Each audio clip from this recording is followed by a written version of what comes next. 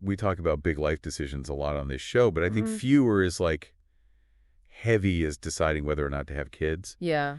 And, this deep dive request kind of adds another layer to that whole question. Hmm. Is it even moral to have children in places where there's almost guaranteed suffering, Yeah. like war zones or places where there's famine? Right. So it's a heavy topic, Yeah, it's a tough one. but that's why we're here to like dive deep That's right. and to unpack this little. We're going to be looking at this philosophy Okay. that I think is often overlooked called antinatalism.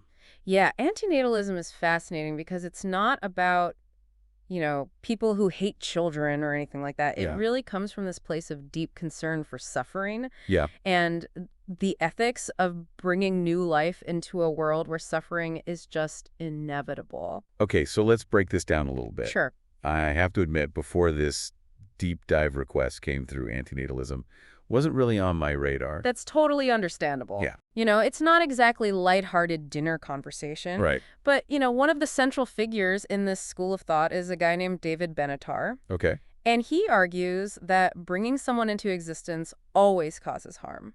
Okay, so, he doesn't mean like intentional harm, right? No, not at all. Just like the... The unavoidable pain, the hardships that come with just being alive. But don't most people say that even with all of that, life is still ultimately like a gift? Well, that's where the antinatalist perspective gets really interesting. Okay. They use something like the asymmetry argument Okay. to challenge that kind of assumption that life is a gift. Okay. It starts by acknowledging that pain is bad and pleasure is good. Pretty basic. Yeah, so far so good. Yeah. But then it goes on to say that not existing means you avoid all pain, Right. which is inherently good. Okay. And here's where it gets a little tricky. Okay. Missing out on pleasure through non-existence isn't actually bad because there's no one there to experience that loss.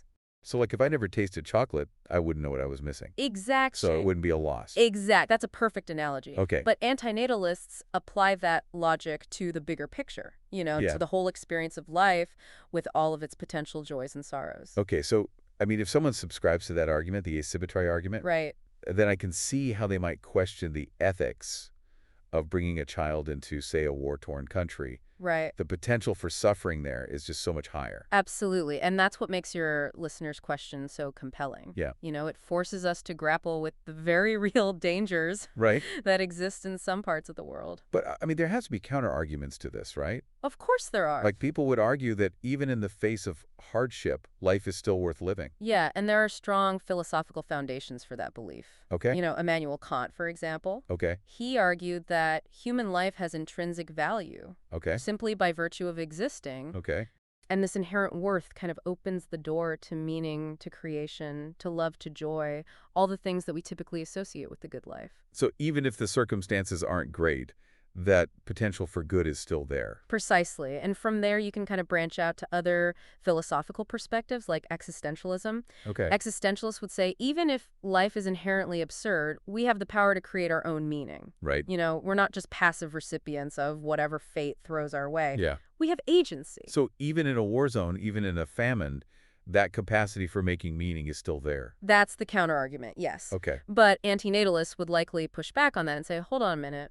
What about consent? That's a good point. Yeah. A baby born into those conditions didn't get to choose that. Exactly. They didn't consent to being born into a world with that kind of suffering. And that takes us to the heart of a really thorny ethical dilemma. Is it moral to bring a child into a world where their very existence might be dominated by pain and hardship, especially when they had no say in the matter? Right. Yeah. Wow. It's a tough one. Yeah. It really is. It is. Yeah. It really throws a wrench in that whole, life is a gift thing. Right. Because if the gift comes with, a high probability of suffering, Yeah. and the recipient never asked for it, is it really a gift? Right. So let's say, for the sake of argument, we entertain this antinatalist perspective. Okay. Where does that leave us? Yeah. Especially in the context of this listener's question about having kids in war zones or famine-stricken areas. Well, it certainly makes the decision a lot more complicated than just, weighing the pros and cons of parenthood in general. Right. Because in those situations, in those contexts, Right. you're not just dealing with, the everyday struggles that we all face. Right. You're talking about a whole other level of potential hardship. Yeah. Displacement, violence, starvation, lack of access to basic necessities. Yeah, like healthcare education. Exactly, things that most of us, thankfully, can't even imagine. Right. And if you layer on top of that the antinatalist argument that, bringing someone into existence without their consent is inherently harmful, Yeah.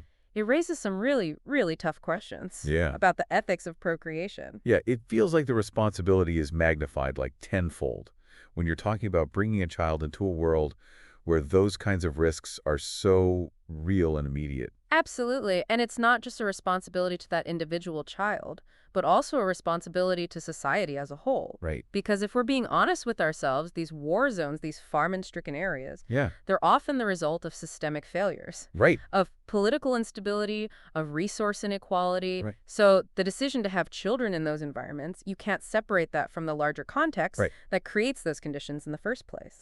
Like you're asking parents to shoulder the burden of problems that are so much bigger than their families. Yeah, and it brings us to another fascinating aspect of this whole discussion, this idea that choosing not to have children Yeah. could be seen as like a form of protest, Oh, wow. a rejection of a world Interesting. that inflicts so much suffering. Okay. Now, I'm not saying that everyone who chooses not to have children is making that statement, Right. but it's a perspective that exists within the antinatalist community. Yeah, that's a really interesting thought. Yeah. And it really flips the script, doesn't it? Instead of focusing on like the individual's choice to have kids or not, Right. it shifts the focus to the systems and structures that create these conditions where bringing new life into the world feels morally questionable. Exactly. And it challenges us to think about what we as a society can do Right. to create a world where that decision isn't so fraught with these agonizing moral dilemmas. So where does all of that leave us with our listener's question? Well, I don't think there's like a simple answer. Right. It would be irresponsible for us to sit here and say, yes, it's moral to have children in war zones, or